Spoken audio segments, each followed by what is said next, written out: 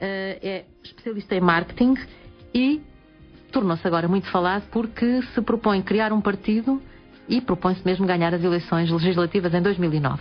Boa tarde. Muito boa tarde para si, muito boa tarde a todos os que nos ouvem. Está a recolher assinaturas neste momento para o seu movimento Mérito e Sociedade. Precisamente. O movimento Mérito e Sociedade iniciou... O MMS iniciou o processo de recolha de assinaturas para se constituir em partido político no início do mês de setembro. E, portanto, é um processo que está a decorrer com normalidade. São necessárias 7.500 assinaturas? São necessárias, no mínimo, segundo a lei portuguesa, 7.500 assinaturas para integrar num processo a entregar no Tribunal Constitucional. Eu gostava de fazer aqui um pequeno reparo. Eu não proponho ganhar as eleições de 2009. Eu não digo que vou ganhar as eleições de 2009. Longe de mim dizer ou assumir tal papel. O que eu digo é que para mudar Portugal através do MMS é obrigatório ganhar eleições. E, portanto, há aqui uma causa-consequência. Longe de mim dizer hoje que vou ganhar eleições em 2009. Portanto, como deve imaginar... Digamos que é a lógica de qualquer partido, não é? É concorrer para ganhar as eleições. É a lógica, essencialmente, de um partido que pretende reformar e transformar um conjunto de aspectos do modo de funcionamento do Estado e da administração pública em Portugal. Com certeza. Eu estive a ler o seu programa, está disponível na net, em www.mudarportugal.org. O Eduardo Correia propõe alterações, como disse agora, à própria estrutura do Estado, à própria estrutura política e administrativa, uma vez que uma das propostas que tem que ver com a divisão por concelhos. Isto é, propõe a redução de 307 para 100 câmaras municipais. Câmaras municipais ou, se quiser, zonas de gestão do país. Eu costumo dizer que Portugal tem 10 milhões de habitantes, cerca de 10 milhões de habitantes. Há várias cidades no mundo com pelo menos o dobro da população que existe em Portugal.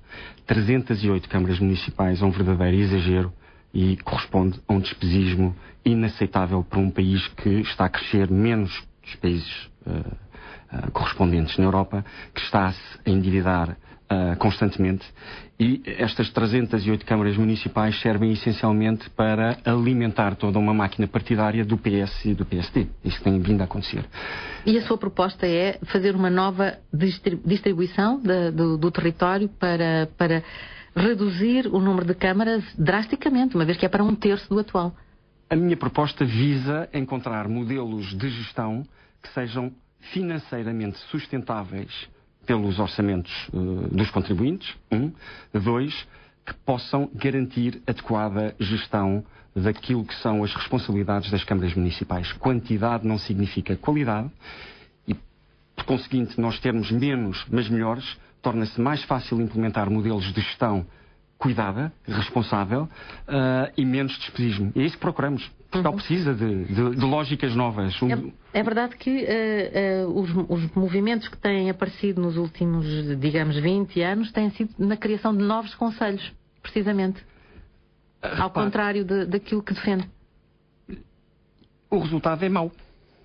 Eu defendo a mudança porque o resultado dos movimentos e das tendências tem sido o de aumentar a dimensão de todas estas estruturas que se replicam num país relativamente pequeno. Por cima somos um país cujo território é relativamente pequeno e que serve, volto a repetir, para alimentar as máquinas partidárias.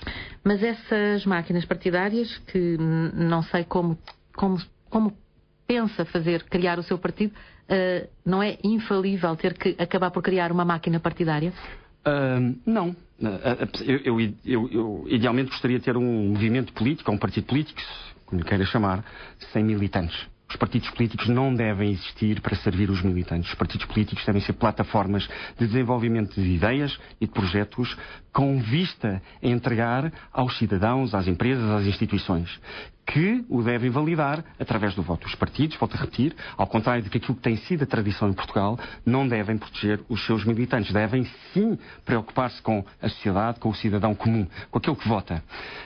E este modelo do PS e do PSD, que cumpriu a sua missão, este modelo do PS e do PSD, temos que agradecer ao PS e ao PSD a ter-nos retirado da zona de instabilidade e ter-nos levado à Europa, é um modelo que, quanto a mim, terminou há mais de 10 anos. E os últimos 10, 15 anos pouco tem acrescentado à economia portuguesa, pouco tem acrescentado à felicidade dos portugueses. Os portugueses não sorriem. Mas, se verificarmos a tendência do abstencionismo em Portugal, há aqui uma marca muito importante. Um destes dias fui fazer uma análise histórica e verifiquei que a abstenção nas primeiras eleições, depois do 25 de Abril, foram inferiores a 2%. As últimas eleições da Câmara Municipal de Lisboa tivemos abstenção perto dos 70%. Aliás, esse é um tema interessante porque a Constituição obriga a quórum. Portanto, eu não sendo formado em Direito e muito menos constitucionalista, diria que as eleições de Lisboa têm um resultado cuja validade da tomada de posse poderá ser inconstitucional. Porque não tem quórum. A maior parte das pessoas que deveria pronunciar-se não se pronunciou. Isto corresponde a um sentimento de... Mas precisamente nesta situação da Câmara Municipal de Lisboa, houve um movimento que participou que não era de um partido, como tinha acontecido já na candidatura de Manuel Alegre à Presidência da República, que enfim, que não é uma eleição por partidos, mas que geralmente é alimentada por partidos. Portanto, já nestas eleições para a Câmara de Lisboa se verificou esse fenómeno, eu disse só com um, não, com 2 candidatos. Helena Roseta e Manuel Alegre.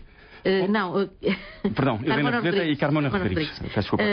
Portanto, já existe neste momento uma alternativa ao modelo do político-partidário. Não parece.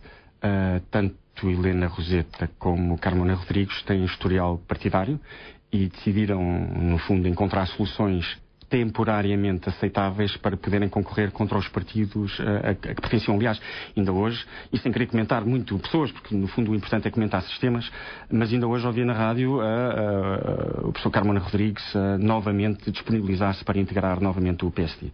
E, portanto, de facto, os movimentos de cidadania que têm aparecido estão muito ligados aos partidos. Por outro lado, a lei portuguesa obriga a que qualquer cidadão que se queira candidatar à Assembleia da República o faça através de um partido político. Ou seja, os movimentos de cidadania não têm por si só o direito de concorrer a eleições na Assembleia da República. E é na Assembleia da República, na Casa das Leis, que se define claramente a forma como o país avança. É por isso que, para se candidatar à Assembleia da República, tem que criar um partido. O partido MMS. Obrigatoriamente. No seu caso, a iniciativa de criar um partido tem que ver com isso. Obrigatoriamente, a lei portuguesa não permite que um cidadão, e muito menos um grupo de cidadãos, se candidate à Assembleia da República sem ser integrado em listas de partidos. Aliás, os ditos candidatos independentes à Assembleia da República são obrigados a fazê-lo integrados em listas partidárias. Ou seja, a nossa lei impede a cidadania, se quiser. Apesar de, politicamente, estamos constantemente a ouvir incentivos à cidadania.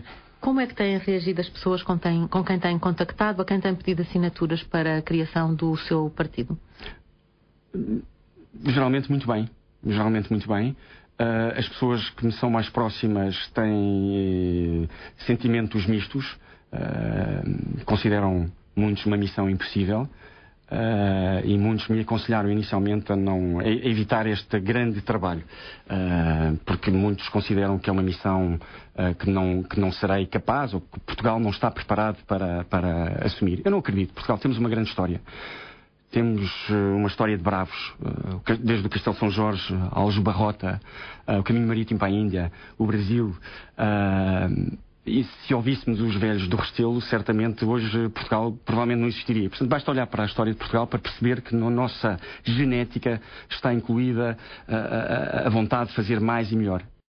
Eduardo Correia, estava a dizer-me que tem tido opiniões diferentes, reações diferentes das pessoas com quem tem contactado e a quem tem pedido assinaturas para criar este partido. Tem um prazo? Estabeleceu para si próprio prazos? Obviamente que sim. Estabeleci... É fundamental que tenha o processo entregue no Tribunal Constitucional até ao final do ano. E, portanto, o prazo que eu estabeleci será 31 de dezembro, até 31 de dezembro. Naturalmente que os prazos são elásticos e dependerá da minha capacidade de conseguir uma maior ou menor velocidade neste processo. De qualquer forma, dizer que diariamente começam a aparecer pessoas de todos os cantos do país a reverem-se no conjunto de medidas que o MMS propõe.